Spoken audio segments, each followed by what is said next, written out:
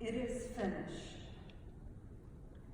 I'm going to read to you something that was written in the 13th century that is still very true today, and I hold it very close to my heart every Holy Week.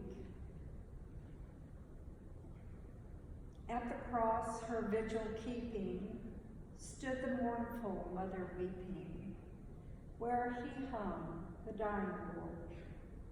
There she waited in her anguish, seeing Christ in torment languish, in her heart the piercing sword.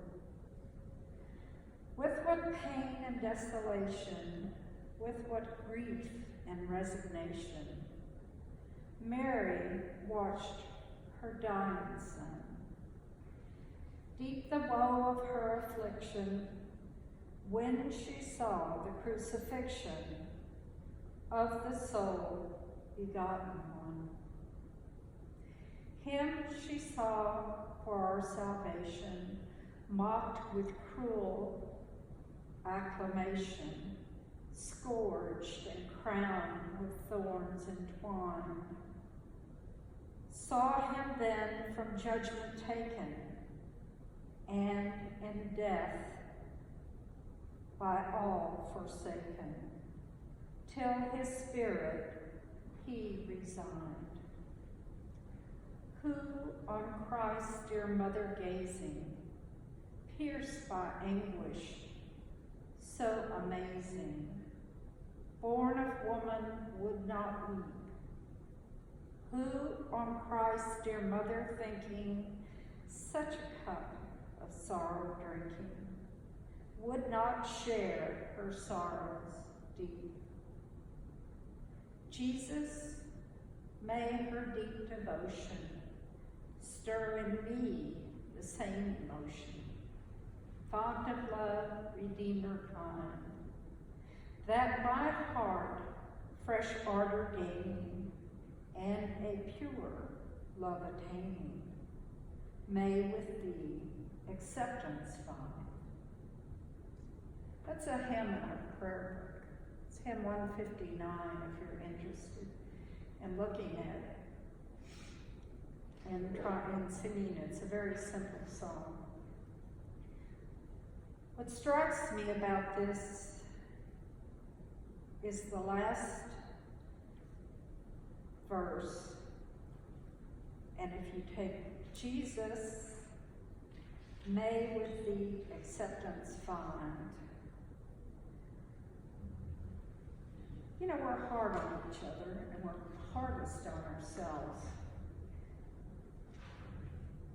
And I have to accept the fact that Christ died for all of us. He died for me. He died for you. But we also accept the fact that Jesus has been in our lives since we were a glimmer in your mother's eye, as they say. He has been there with his arms around your shoulder.